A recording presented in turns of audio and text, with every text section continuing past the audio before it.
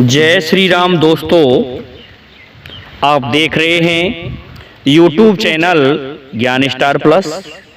तो दोस्तों, आज हमने कमेंट चुना है हमारे प्राचीन चैनल से, जिस पर एक कमेंट प्राप्त हुआ था कि बाई की मंछोदरी बाई के भय व्यास, पूछो पंडित ज्योतिषी याते नाना कहूं के बाप। दोस्तों, इस कमेंट का हम उत्तर खोज रहे हैं। तब तक आप सभी से मेरा निवेदन है कि चैनल को सब्सक्राइब कर दो। तो दोस्तों, आते हैं मूल कथा वस्तु पर। बहुत ही सुंदर पहेली है, जैसा कि इसके अर्थ में लिखा है कि बाई की मंछोदरी बाई के हुए व्यास, पूछो पंडित ज्योतिषी या ते नाना कहूं के बाप। कोई व्यक्ति है और वह उसी व्यक्ति का बाप भी लगता है और नाना भी लगता है। तो देखते हैं कौन था वो। दोस्तों, महाभारत के अनुसार एक बार महर्षि पाराशर, जब उनका विवाह हो जाता है, तो विवाह होने के पश्चात उन्हें पता चलता है कि उनके पिता की हत्या राक्षसों ने की है और जबरदस्ती बुरी तरह से की है। इसलिए वह ऐसे लोगों से बदला लेना चाहता था। तो वह सोच लेता है कि मैं तपस्या के द्वारा ऐसी शक्ति प्राप्त करूंगा और मेरे पिता के हत्यारों को मैं समाप्त कर दूंगा। ऐसा सोच करके महर्षि घर को छोड़ के जाने लगे। तो उसी समय उनकी पत्नी ने आकर के रोका और कहने लगी, कहाँ जा रहे हो? तो पाराशर जी कहने लगे कि मैं मेरे पिता की हत्या का बदला लेना चाहता हूं, मैं तपस्या करूंगा। इस पर वह कहने लगी कि मेरा क्या होगा? तो उस पर वो कहने लगे कि ऐसा है, जब भी आपको मेरी आवश्यकता होगी उस समय मैं आपको विशेष शुक्र शक्ति भिजवा दूंगा और उस शुक्र से आपको कोई परेशानी नहीं होगी और आपको जो मासिक धर्म के अनुसार जब आप रजस्वला होंगी तो उससे आप गर्भवती भी हो जाएंगी। तो दोस्तों, ऋषि चले जाते हैं तपस्या करने के लिए। इधर जब उनकी पत्नी रजस्वला होती है तो पत्नी ने एक तोते विशेष के गले में, दोस्तों तोता ही ऐसा पढ़ा लिखा पक्षी होता है जो संदेश वाहक का कार्य करता है।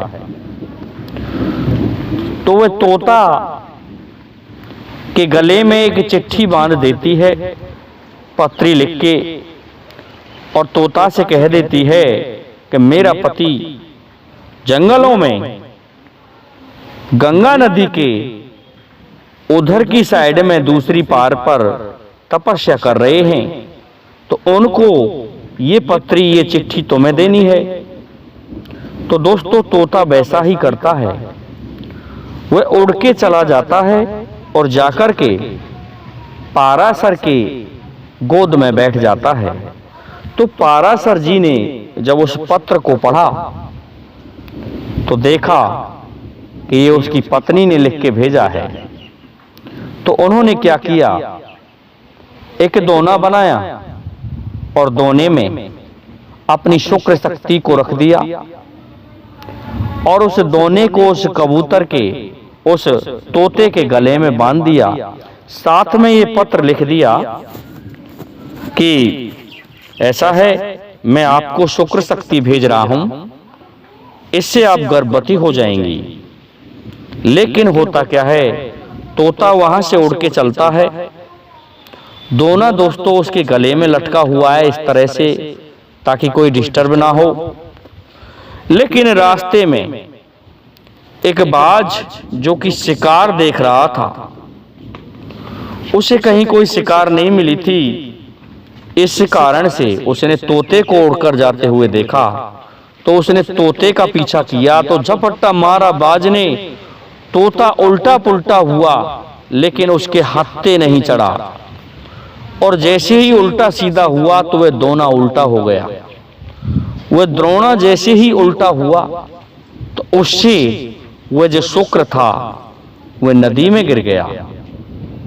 अब जब वह शुक्र नदी में गिर गया तो दोस्तों उसे एक मछली निगल जाती है। तोता खाली हाथ लौट के पहुंच जाता है। अब दोस्तों विडंबना बहुत बड़ी है। उसकी पत्नी ने देखा कि उसने कोई जवाब नहीं भेजा। चिट्ठी पत्री सभी गले से निकल चुकी थी, क्योंकि तोता बाज के कारण उल्टा सीधा हो गया था। इस कारण से होता क्या है, पुनः पत्र लिखती है और कहती है कि तू आएगा तो सही, लेकिन तू तेरी पुत्री के साथ संभोग करके आएगा, मैं तुझे ये श्राप देती हूं। इस तरह से उसने पत्री में लिख दिया। दोस्तों तोता पुनः पहुंचता है और देखते हैं महर्षि कि मैंने अभी शुक्र शक्ति भिजवाई थी, ये क्या कह रही है, लेकिन अब तो मेरी तपस्या पूर्ण हो गई, अब मैं खुद ही चलूंगा। तोते से कह दिया कि तोता तुम चलो, मैं आ रहा हूं। तब तक उन्हें उनकी तपस्या का फल, उनकी सिद्धि प्राप्त हो चुकी थी। तो दोस्तों महर्षि चल देते हैं। इधर ये नहीं पता था कि वह जो शुक्र था उससे जो भी कोई निगल जाएगा उसी के गर्भ रह जाएगा। तो दोस्तों उस शुक्र को एक मत्स्य कन्या अर्थात मछली ने निगल लिया था। मछली ने जैसे ही उसको निगला तो वह गर्भवती हो गई थी मछली। अब दोस्तों मछुआरे जो होते हैं, धीवर जो होते हैं नाव चलाने वाले, वो नाव के द्वारा मछली पकड़ रहे थे। तो वह मछली उन धीवरों की गिरफ्त में आ जाती है, और जैसे ही वो उसको पकड़ के बाहर निकालते हैं, काटते हैं, तो उसमें से अंदर से दोस्तों एक कन्या पैदा होती है। कहने को तो दोस्तों ऐसे कहा गया है कि एक लड़का और एक लड़की उत्पन्न हुए थे। लड़के को तो कोई राजा ले गया था, लेकिन लड़की रह गई थी जिसे धीवरों ने पाला था, अर्थात नाव चलाने वालों ने पाला था। इस प्रकार से दोस्तों वह कन्या तब तक, क्योंकि शुक्र शक्ति से उत्पन्न हुई थी, जवान हो चुकी थी, लेकिन उसके शरीर से मछली की दुर्गंध आती थी। इस कारण उसका नाम धीवरों ने मत्स्य गंधा रख रखा था, क्योंकि वह मछली से ही पैदा हुई थी। इधर जब महर्षि तपस्या पूरी करके उस नदी पर आए, उसी समय वह मत्स्य गंधा अपने पिता के लिए, धीवर के लिए खाना लाई थी। तो वह खाना खाने बैठ जाता है। तो अब महर्षि वहां आ पहुंचते हैं और कहते हैं कि नाविक, मुझे आप उधर की पाल पर उतार दो। लेकिन उस समय उसने खाना खोल के प्रारंभ करने ही वाला था। अब क्या करे, यदि ऋषि को नहीं उतारे तो ऋषियों से उस समय डर लगता था, वो श्राप दे देते थे। तो श्राप के कारण वो कांपने लगा कि कहीं श्राप ना दे दे। और यदि अन्न देवता को छोड़ दें तो अन्न का अपमान होता है, क्योंकि खाने के लिए खोल चुके थे उस अन्न को अपने सामने पत्तल लगा करके, थाली लगा करके। तो इस प्रकार से उस समय वह बेचारा धीवर जो नाविक था वह धर्म संकट में फंस जाता है। तो दोस्तों इस प्रकार से वह लड़की कहने लगी, पिताश्री यदि आपको कोई परेशानी ना हो तो इस ऋषि को मैं छोड़ देती हूँ पल्ली पार पर। कहने लगा पुत्री छोड़ के आओ। तो वो छोड़ने जाता है, साथ जाती है नाव में बैठा करके ऋषि को। लेकिन ऋषि रास्ते में क्या कहते हैं कि ऐसा है लड़की, मैं आपसे सहवास करना चाहता हूँ, संभोग करना चाहता हूँ। इस बात को सुन के मत्स्यगंधा कहने लगी, महाराज मैं निम्न जाति की हूँ और मुझ में से दुर्गंध आती है, मैं मछुआरों की लड़की हूँ। वो कहने लगी, ऐसा है, इसमें मेरा और आपका सहवास नहीं हो सकता। लेकिन ऋषि कहते हैं हम निम्न और उच्च जाति नहीं देखते, हमारा आकर्षण आपकी तरफ हो रहा है, इसलिए हम आपसे सहवास करेंगे और आपकी ये जो दुर्गंध है इसे हम अभी सुगंध में बदल देते हैं। तो उन्होंने सुगंध में बदल दिया उस बदबू को, इसलिए उनका नाम योजन गंधा हो गया, सुगंधा हो गया, अच्छी सुगंध आने लगी। दोस्तों कहने लगी कि मैं कुंवारी हूँ, तो वो कहने लगे कुंवारी है तो कोई बात नहीं, हम आपसे सहवास जो कर रहे हैं इसमें कोई परेशानी नहीं होगी। लेकिन दोस्तों फिर वह कहने लगी कि हमें दिन में देख लेगा कोई, और आसमान तो देख ही रहा है। इस पर ऋषि ने क्या किया, अपने कमंडल से जल उसी स्थान से भर के और ऊपर की तरफ मंत्र पढ़ दिए, जिससे चारों तरफ धुआं कोहरा छा गया। अब कहने लगी ये जल तो देख रहा है। दोस्तों बताते हैं कि उस समय स्थिर थी यमुना की, जितनी इस तरह से उस समय स्थिरता से पानी बह रहा था, तो उस जल पर भी मंत्र के छींटे मार दिए, जिनसे काई जो उत्पन्न हो जाती है वो काई जैसा, शैवाल जैसा वो उत्पन्न हो गया, जिससे जल भी ढक जाता है कि अब तो कोई परेशानी नहीं है। तो फिर दोस्तों सहवास करते हैं। उसी दिन से वह लड़की गर्भवती हो गई और छोड़ के वह आ जाती है, ऋषि चले जाते हैं।